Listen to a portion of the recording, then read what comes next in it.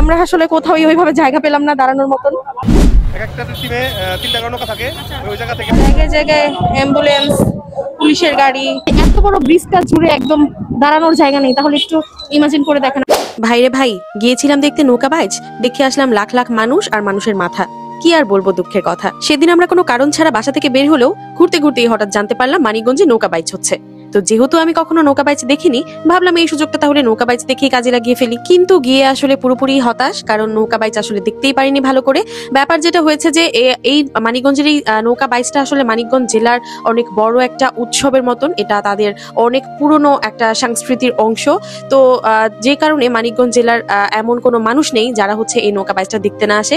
যদি লক্ষ লক্ষ মানুষ বলি ভুল হবে না, এত বেশি মানুষ যে আপনি হচ্ছে কোথাও দাঁড়িয়ে একটু দেখারও আসলে সুযোগ নেই, এমন একটা ব্যাপার। এই নৌকা বাইচটা হয় হচ্ছে মানিকগঞ্জ জেলার বেউথার কালীগঙ্গা নদীর ওপরে। আমরা আসলে কোথাও ওইভাবে জায়গা পেলাম না দাঁড়ানোর মতন। আর যারা হচ্ছে আগে থেকেই ট্রলার বা নৌকা বুক করে রেখেছিল, তারা খুব আনন্দ সহকারে এই প্রতিযোগিতাটা উপভোগ করতে পারছে। কিন্তু আমরা আসলে দাঁড়ানোরই জায়গা পাচ্ছি না, কারণ লক্ষ লক্ষ মানুষ এই নৌকা বাইচ দেখার জন্য এসেছে। এখন আমরা চেষ্টা করবো একটু উঁচু জায়গা খোঁজার, কারণ উঁচু জায়গা ছাড়া আসলে এখানে দেখার কোনো উপায় নেই। আসলে যেহেতু আগে কখনো আসা হয়নি এই নৌকা বাইচ দেখতে, তাই জানা নেই যে এই নৌকা বাইচ দেখতে হলে অনেক আগেই এখানে উপস্থিত থাকতে হবে। আমরা যে সময়টা গিয়েছি এই সময়টা আসলে অলরেডি শুরু হয়ে অনেকটা শেষের দিকের অবস্থা। যাই হোক, তো অনেক কষ্টে একটা নৌকা বাইচের দল দেখতে পেলাম, ওই যে হলুদ দল নৌকা বাইচ করে যাচ্ছে। আমরা যখন গিয়েছিলাম তারপর আরো 3-4টা দল আসলে নৌকা বাইচ করেছে, কিন্তু আমরা আসলে সেটাও দেখতে পারিনি মানুষের আসলে এত ভিড়ের জন্য। আর নৌকা বাইচটা সব থেকে বেশি ভালোভাবে দেখা যায় হচ্ছে ব্রিজটার উপর দাঁড়ালে। এটা হচ্ছে বেউথা ব্রিজ। এই ব্রিজের উপরে যারা আসলে জানে তারা অনেক আগের থেকে এসে উপস্থিত থাকে এই নৌকা বাইচটা ভালো করে দেখার জন্য। দেখাও যায় না আসলে মানুষের ভিড়ে, এত বেশি মানুষ। উপর থেকে ভিডিও নিতে পারলে বা ড্রোন দিয়ে নিতে পারলে হয়তো ভালোভাবে দেখানো যেত।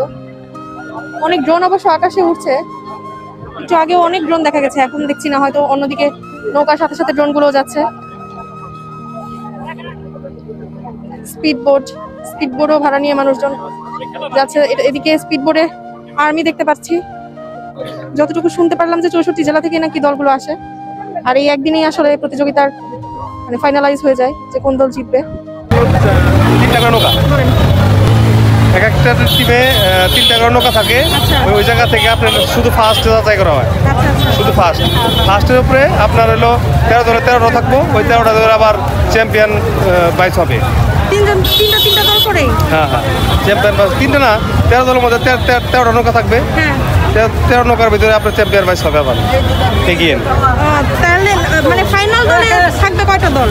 ফাইনাল দলে আপনার 3টা দল থাকবে, ফার্স্ট থেকে থার্ড থাকবে। 3টা থেকে একটা জিতবে? না, ফাইনালে আপনার 3টা দল থাকবে, আপনার 3টা থাকবে, ফার্স্ট সেকেন্ড থার্ড, ওইখান থেকে বেঁচে আছে। বুঝতে পেরেছি, থ্যাংক ইউ। আমরা এখন ফিনিশিং লাইনের দিকে যাওয়ার চেষ্টা করছি।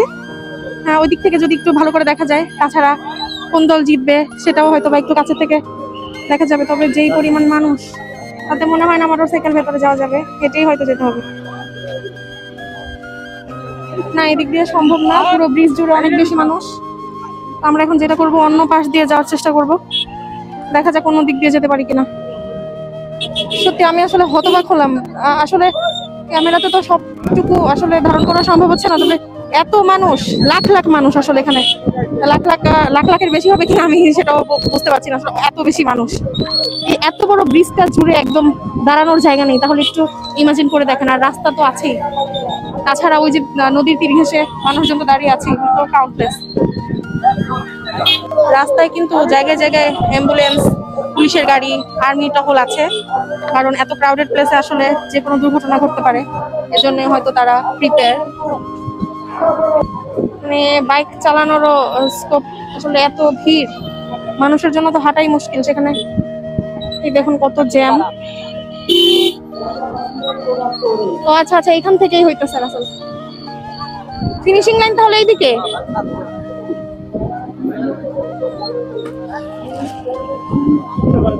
সেটা যেহেতু একটা নদী, কালীগঙ্গা নদী, এটা তো বেশ বড়ই, কারণে দেখেন কি পরিমাণ জ্যাম।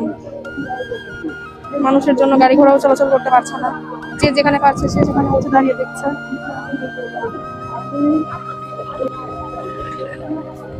এত বেশি জ্যাম, বাইকটা ঘোরানোরও আসলে উপায় নেই। আমি বাইক থেকে নেমে গেলাম, রাসেল হচ্ছে খুব কষ্ট করে বাইকটা ঘোরালো। যাই হোক, এখন উঠবো আবার বাইকে। এখানে দাঁড়িয়ে দেখার আর আসলে সুযোগ নেই। অনেক কষ্ট করেও আসলে নৌকা বাইচটা ভালোভাবে না দেখতে পেরে আফসোস নিয়ে চলে যাচ্ছি বাসায়। নেক্সট ইয়ার হয়তো আবার আসবো প্রস্তুত হয়ে। আজকের ব্লগটা কেমন লাগলো সবাই কমেন্ট করে জানাবেন। সবাই অনেক ভালো থাকবেন। ফলো মামের নিউজ ব্লগ।